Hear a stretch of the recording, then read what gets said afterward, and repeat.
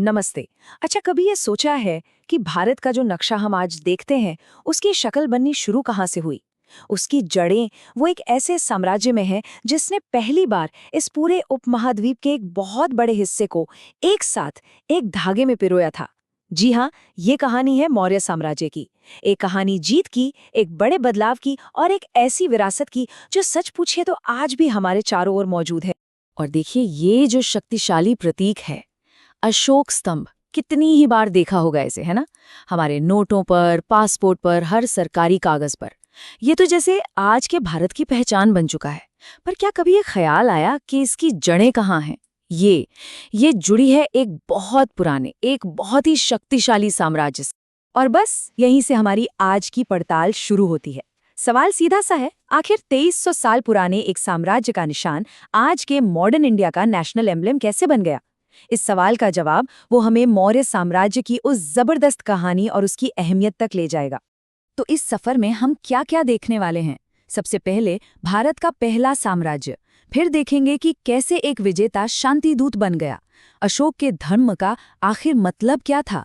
जानेंगे उस इतिहास के बारे में जो पत्थर पर लिखा गया, और आखिर में बात करेंगे मौर्य शासन और उस समय के समाज की। तो चलिए शुरू करते हैं पहले हिस्से से, भारत का पहला साम्राज्य। बात है लगभग 322 ईसा पूर्व की। एक बहुत ही महत्वाकांक्षी शासक हुए, चंद्रगुप्त मौर्य, और उन्होंने इतिहास का रुख ही मोड़ दिया। उन्होंने नींव रखी मौर्य साम्राज्य की। ये भारत का पहला पहला ऐसा साम्राज्य था जिसने इतने बड़े इलाके को एक किया। सोचिए, ये पहली बार था जब इतने बड़े भूभाग को एक झंडे के नीचे लाया गया। अच्छा, अब सवाल ये उठता है कि हमें ये सब पता कैसे है? भाई, ये जानकारी आती है पुराने ग्रंथों और ऐतिहासिक दस्तावेजों से। जैसे कई सोर्सेज इस बात को कंफर्म करते हैं कि चंद्रगुप्त मौर्य ही थे इस महान साम्राज्य के संस्थापक। मौर्य काल को समझने के लिए ना हमारे पास दो बहुत ही जबरदस्त स्रोत हैं। एक तरफ है कौटिल्य का अर्थशास्त्र। इसे आप उस जमाने की सरकार कैसे चलाएं वाली एक गाइड बुक समझ सकते हैं। और दूसरी तरफ है मेगास्थनीज की इंडिका। ये समझ लीजिए कि एक ग्रीक एम्बेसडर की डायरी है जिसमें उन्होंने मौर्य भारत का आंखों देखा हाल बयान किया है।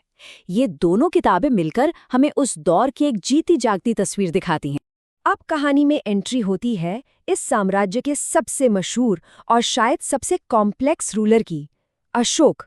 उनके जीवन में एक ऐसा मोड़ आया, एक ऐसा टर्निंग पॉइंट जिसने सिर्फ उन्हें ही नहीं बल्कि पूरे के पूरे साम्राज्य को हमेशा के लिए बदल कर रख दिया। और वो मोड़ था 261 ईसा पूर्व में हुआ कलिंग का युद्ध। ये एक इतनी भयानक लड़ाई थी कि ये अशोक के शासनकाल की ही नहीं बल्कि पूरे भारतीय इतिहास की सबसे अहम घटनाओं में से एक बन गई। और सुनिए, ये सिर्फ कोई कहानी नहीं है। हमारे पास जो हिस्टोरिकल रिकॉर्ड्स हैं वो इस जंग की भयावहता को कंफर्म करते हैं। ये एक असल घटना थी जिसने वाकई इतिहास की धारा को हमेशा के लिए मोड़ दिया। इस जंग की भयावहता का अंदाजा बस इस बात से लगाइए, अशोक के खुद के शिलालेखों के मुताबिक 1 लाख से भी ज्यादा लोग मारे गए थे। 1 लाख! सोचिए, जीत के बाद जब अशोक ने उस जंग के मैदान को देखा होगा तो उस तबाही ने उन्हें अंदर तक हिलाकर रख दिया होगा। और ये जो बदलाव था ना, इसकी गवाही हमें किसी और से नहीं बल्कि खुद अशोक के शब्दों से मिलती है। अपने एक शिलालेख में उन्होंने साफ साफ लिखा है कि कलिंग को जीतने का जो गहरा पछतावा था वही उन्हें धम्म यानी कि नैतिकता के रास्ते पर ले आया। यही वो पल था जब एक क्रूर विजेता एक शांति दूत बन रहा था। तो युद्ध के मैदान पर हुए इस जबरदस्त बदलाव के बाद अशोक ने राज करने का एक बिल्कुल नया रास्ता चुना। उन्होंने एक नई सोच को, एक नई विचारधारा को बढ़ावा दिया जिसे हम जानते हैं धम्म के नाम से। पर यहाँ एक बहुत ही दिलचस्प सवाल खड़ा होता है। सोचिए, अगर कोई राजा अपनी तलवार रख दे, लड़ाई झगड़ा छोड़ दे, तो वो इतने बड़े साम्राज्य को एक साथ जोड़कर कैसे रखेगा? इस सवाल का जवाब वो अशोक के धम्म में ही छिपा हुआ था। तो आखिर ये धम्म था क्या? देखिए, ये समझना बहुत जरूरी है कि ये कोई नया धर्म नहीं था। नहीं, ये एक मॉरल कोड था, एक तरह का नैतिक कंपास जो सही गलत बताता। ये करुणा, टॉलरेंस और सबकी भलाई पर आधारित जिंदगी जीने का एक तरीका था। आप कह सकते हैं कि तलवार की जगह अब ये अशोक का राज करने का नया टूल था। और इसके मूल सिद्धांत क्या थे? बड़े सीधे सादे थे। अहिंसा यानी किसी को चोट न पहुंचाना, बड़ों और गुरुओं का सम्मान करना, सभी धर्मों के लिए सहिष्णुता रखना, अपने सेवकों के प्रति दयालु होना और सबसे जरूरी अपनी प्रजा की भलाई को सबसे ऊपर रखना। मतलब ये एक यूनिवर्सल मॉरल कोड था। तो अब सवाल ये था कि अशोक अपनी इस नई सोच को इतने बड़े साम्राज्य के कोने कोने तक पहुंचाएंगे कैसे? और यहीं से शुरू होता है पत्थर पर लिखा इतिहास। उनका तरीका उस जमाने के हिसाब से बिल्कुल रेवोल्यूशनरी था। उन्होंने अपने मैसेजेस को बड़े बड़े पत्थर के खंभों और चट्टानों पर खुदवा दिया और उन्हें पूरे साम्राज्य में जगह जगह लगवा दिया।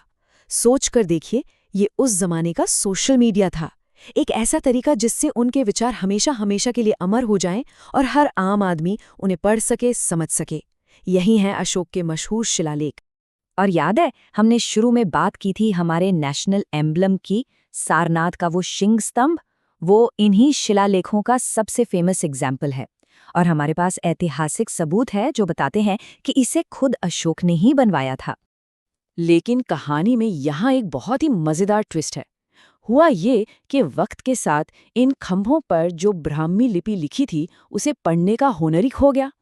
सोचिए, करीब करीब 2000 सालों तक अशोक के ये पावरफुल मैसेजेस एक पहेली बने रहे। वो सबके सामने थे पर कोई उन्हें पढ़ नहीं सकता था। ये सिलसिला तब टूटा जब 1837 में जेम्स प्रिंसेप नाम के एक स्कॉलर ने इस पुरानी लिपि को दोबारा डिकोड करने में कामयाबी हासिल की। तो एक तरफ तो अशोक धम्म का प्रचार कर रहे थे, लेकिन इतने बड़े एम्पायर को चलाने के लिए सिर्फ अच्छी बातें काफी नहीं होती है ना, एक सिस्टम भी तो चाहिए।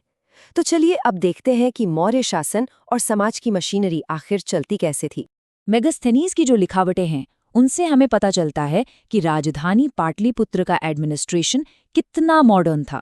आप यकीन नहीं करेंगे, शहर को चलाने के लिए 6 अलग अलग कमिटियां बनी हुई थी और हर एक की अपनी जिम्मेदारी थी।